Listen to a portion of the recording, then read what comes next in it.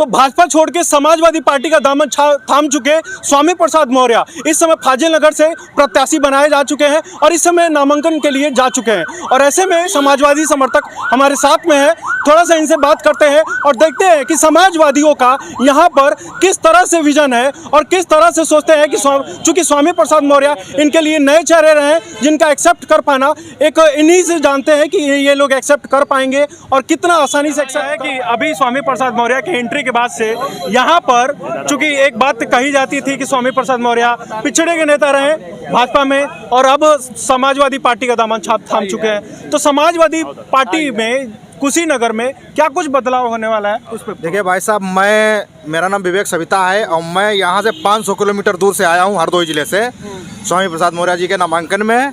और स्वामी प्रसाद मौर्य जी पूरे उत्तर प्रदेश की जनता के दिलों पे राज करते हैं। वाह वाह। और इसीलिए हम लोग इतनी दूर से चल के यहाँ आए हैं उनका नामांकन कराने के लिए।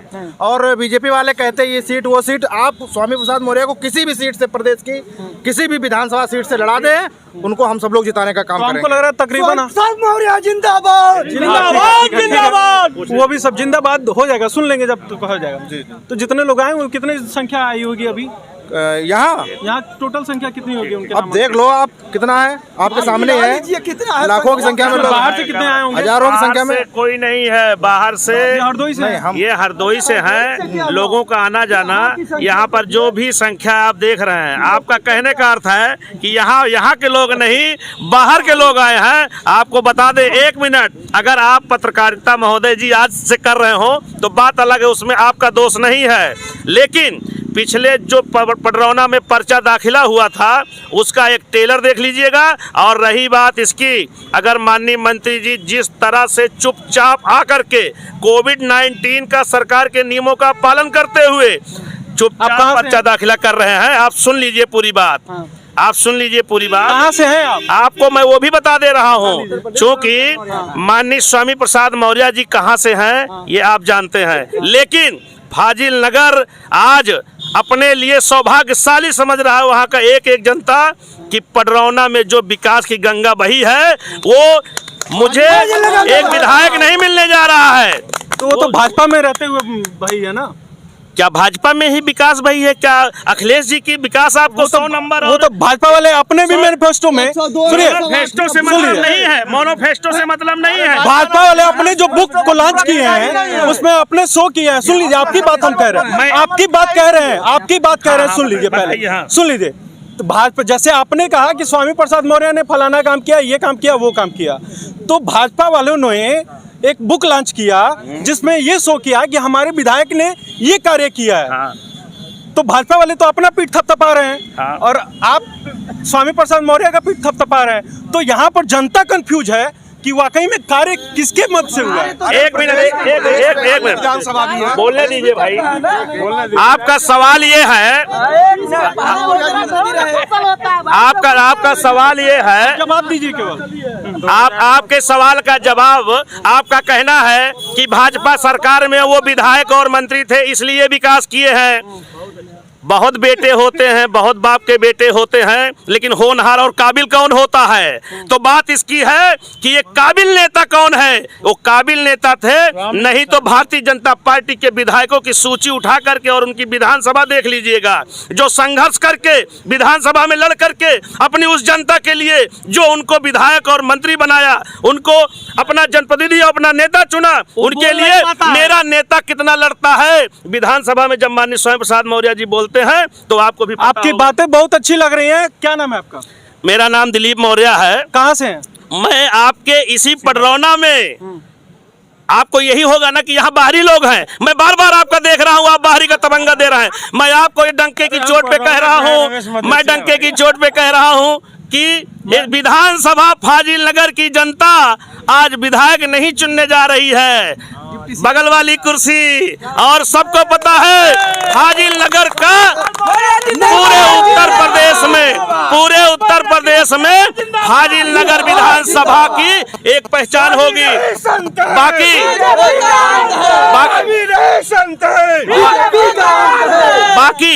बाकी जो लोग ये कहते हैं कि वो यहाँ चले गए, वो बेटा बेटी के टिकट के लिए किए, सारे जवाब बहन कुमारी मायावती जी को मिल गया है और यहाँ भी मिल जाएगा।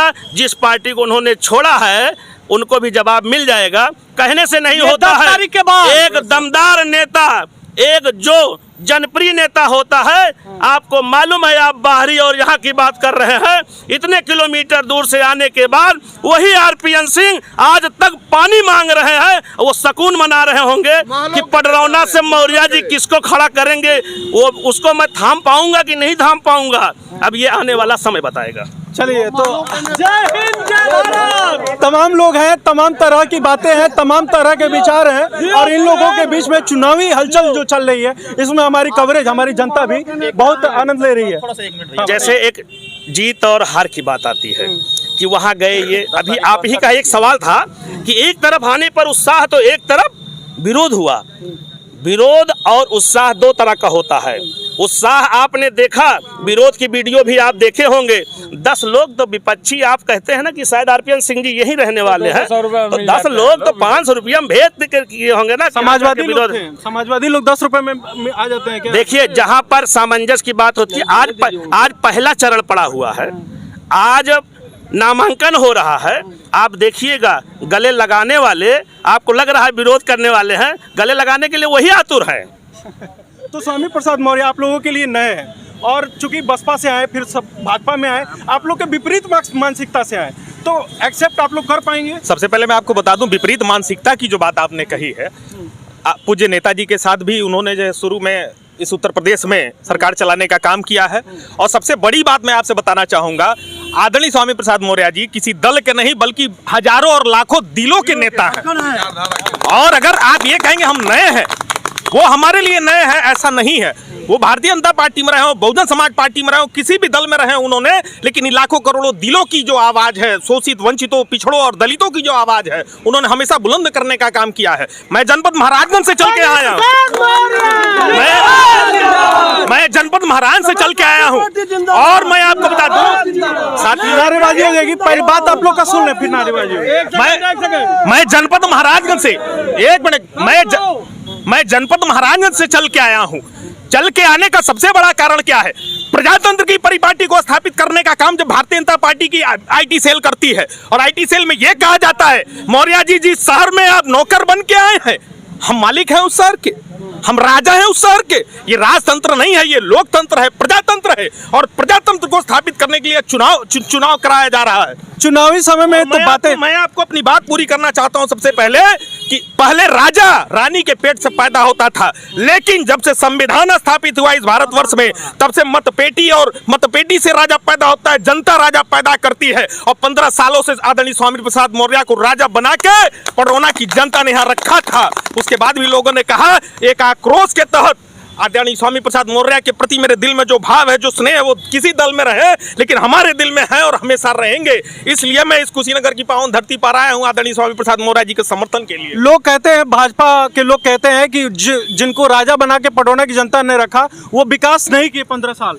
मैं सीधे केवल लेटर लिखते रह गए।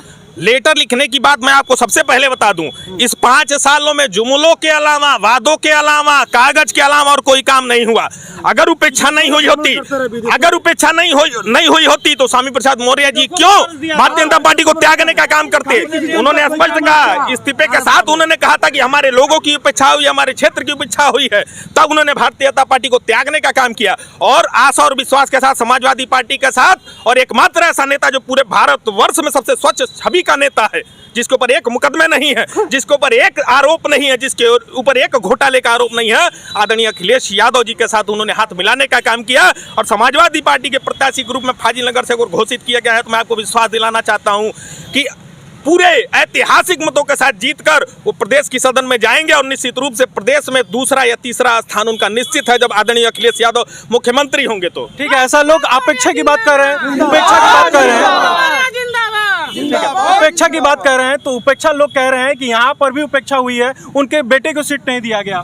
ऐसा नहीं, देखिए कुछ ऐसे राजनीतिक कारण होते हैं, जैसे अब आदरणीय स्वामी प्रसाद मौर्य जी आए, उन्होंने अगर अपने बेटे के लिए सीट मांगी, तो ये हमारे राष्ट्रीय अध्यक्ष और उनके हमारे राष्ट्रीय अध्यक्ष आदरणीय स्वामी प्रसाद मौर्य जी के बीच में जो भी चीजें तय हुई होंगी उसके आधार पर सीटों का आवंटन हुआ, और ये उपेक्षा की बात नहीं है।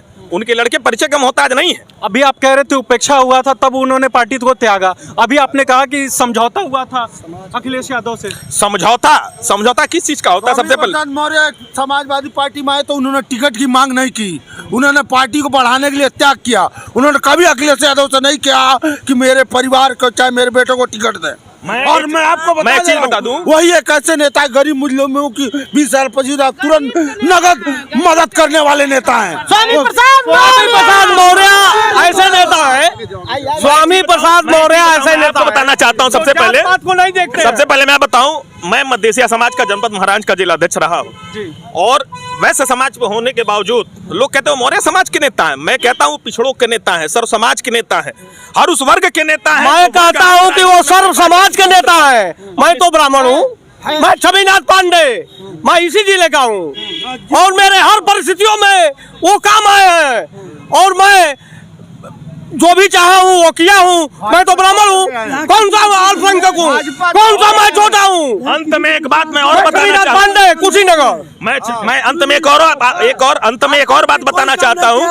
ना वो किसी समाज के नेता है, ना वो किसी दल के नेता है, बल्कि हर एक ऐसी उचित आवाज जो आवाज अपने हक और हुकूक की मांग करती है, ऐसे करोड़ों दिलों में राज करने वाला नेता को माननीय स्वामी प्रसाद मौर्य के सामने आदमी जब जाता है तो वो जान जाते हैं कि इसको क्या चाहिए। हाँ समझ गया, अब वो इस चीज को देते हैं। आपकी बातें समझ गया। मेरा माइक खराब गंदा हो रहा है।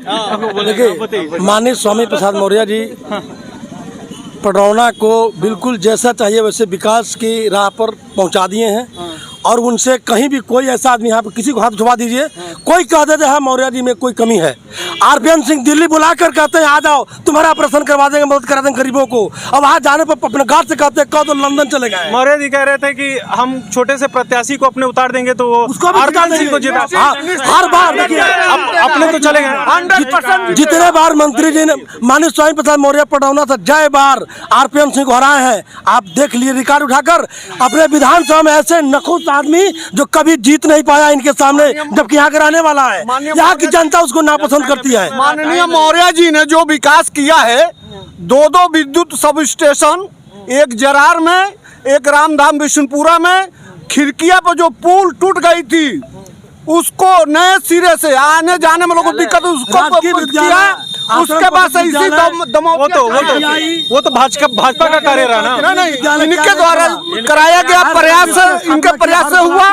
और जहां तक इस जिले के विकास की बात है, समाजवादियों के देन है। आदरणीय बालेश्वर यादव ने इस पडरौना को जिला बनवाया 1994 में, छितौनी बगहा रेल पुल बनवाया, और उन्होंने जो भी विकास उसके बाद से अवरुद्ध हो गया। कुछ कर लिया माननीय मौर्य जी ने पूरा किया। तो तमाम तरह की बातें हुई, और बाहरी और अंदर वाली बातें नहीं थी। आपका देसी पत्रकार सिर्फ ये जानना चाह रहा था कि यहाँ पर जो संख्या आया हुआ है वो किस तरह की संख्या है। हालांकि अलग अलग जगह से अभी एक जनी से बात हुआ, वो बाहर दूसरे डिस्ट्रिक्ट से भी आए हुए थे, उनके समर्थक, तो वो जानना चाहते, लेकिन कुछ और ही उन्होंने कहानी बता दी। तो ये सब चलता रहेगा, आपका देसी पत्रकार दिखाता रहेगा। बहुत बहुत शुक्रिया।